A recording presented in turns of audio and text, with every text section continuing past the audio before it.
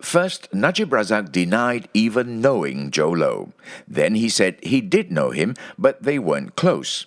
Today, Najib admitted that he was in fact in direct contact with the businessman to ensure his accounts were flushed with cash to issue cheques.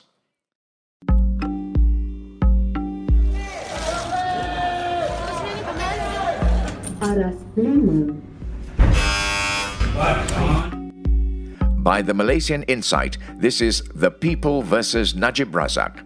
Follow us into the courtroom where it all happens. I'm Patrick Teo. SRC proceedings only kicked off after lunch as Najib's lawyer, Shafi Abdullah, was preoccupied with another case in the morning. Najib, dressed in a pinstripe suit and red tie, arrived at court at 2 p.m. and briskly made his way up to Judge Naslan's courtroom, which has been relocated to the third floor of the court complex. Before taking his seat on the witness stand, he stayed behind in the public gallery and chatted with his aides while waiting for the judge to arrive. This was his second week of being cross-examined by the prosecution. For the past 2 days, prosecutor V. Sitambaram picked and prodded at Najib over his allegedly forged signatures and bank statements. Today, he decided to hone in on the former PM's credit card expenditures. Najib had 2 credit cards from AmBank, a Visa Platinum and MasterCard Platinum. He had charged close to 4 million ringgit on both. He spent the most at Di Grossogono, a hefty 3.2 million ringgit, while on holiday in Italy. He said he was buying a gift at the Swiss jeweler for the wife of Sheikh Ahmed bin Jassim Al Thani, who was the Prime Minister of Qatar at the time. He said it was a gesture of goodwill. Ray will tell us more. If you remember, Najib received a thank you note from the Sheikh's wife for the gift. Sitam said the note was only produced after the event to explain the 3.2 million ringgit purchase, to which Najib disagreed. The lawyer also pointed out that Najib's credit card limit was only 3 million ringgit and that he had exceeded it when making that one purchase. Najib told the court that he had only purchased one piece of jewellery, but Sitam referred to his credit card statements, which showed that it was for 10 pieces. Looks like it was a set, the lawyer said. I have to check with my wife. She made the purchase, Najib replied. Sitam quipped that only a woman knows what another woman likes. Some giggles were heard in the courtroom. Najib had also charged the cards with various personal expenses, despite having previously said that the jewellery was the only personal purchase he made.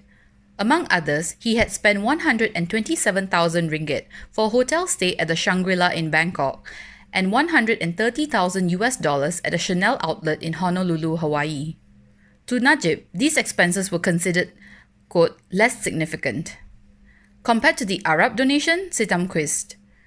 These would be considered significant amounts for other people. Yes, Najib said.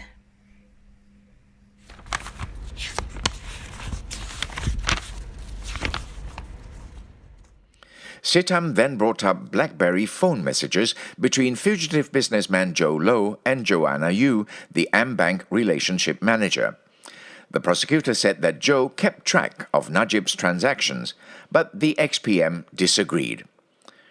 The prosecutor directed Najib to a message where Jho asked Joanna to check on a transfer of 27 million ringgit because, quote, MNR wants to write cheques, unquote. The money was transferred from Permai Binaraya, a company linked to Jho, to Najib's 880 AmBank account. It is clear that Jho Low was making sure that you had enough money to write cheques, Sitam observes. It would appear so, the former PM replied. To drive home the point, Sitam brought up other instances to show that Jho was indeed keeping Najib's accounts flushed with cash. One of them happened on August 21, 2014. Jho had informed Joanna that Najib wanted to issue a 5 million ringgit cheque and told her to make sure that his account had enough money. On another occasion, Jho asked the banker if there was enough funds in, quote, MNR's accounts, unquote. Najib had issued a 10 million ringgit cheque, which then caused his account to be overdrawn. Najib confirmed that he did in fact issue those cheques. He also admitted that he was directly in contact with Jho in some instances to ensure that the cheques went through.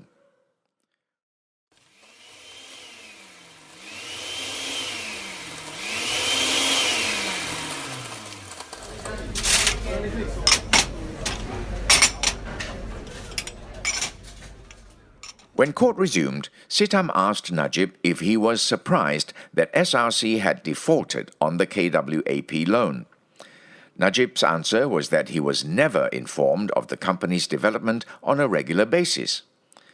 That's because you did not take an interest in SRC despite being the PM, Finance Minister and Advisor Emeritus. Do you agree? Sitam asked. Najib replied that he was dependent on the board of directors. If matters were referred to me, then I would take action. SRC is a company like any other. Hence, you did not take an active interest, the prosecutor shot back. No, I disagree, Najib said.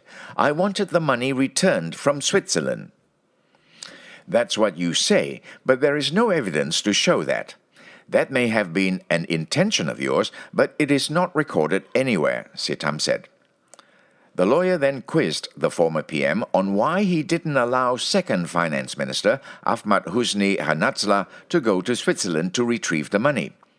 Najib had earlier reasoned it was because Husni didn't put in a formal request to do so. Sitam said it would have been more effective to send a government representative, but Najib said that was debatable. He wanted a proper plan, but he never told Husni so. I put it to you that you didn't want him to go and bring the funds back, the prosecutor said. But Mr. Disagree, as we dubbed him in a couple of episodes ago, disagreed. He said he wanted the money back, but if it couldn't be retrieved, the government would have to step in. But Najib's government never did, as they were voted out in the previous general elections. And that brought day 68 to an end. The SRC trial will continue on January 20th. This podcast was produced, written and mixed by Revati Subramaniam, Yap Pik Kwan and Yvonne Lim. I'm Patrick Teo.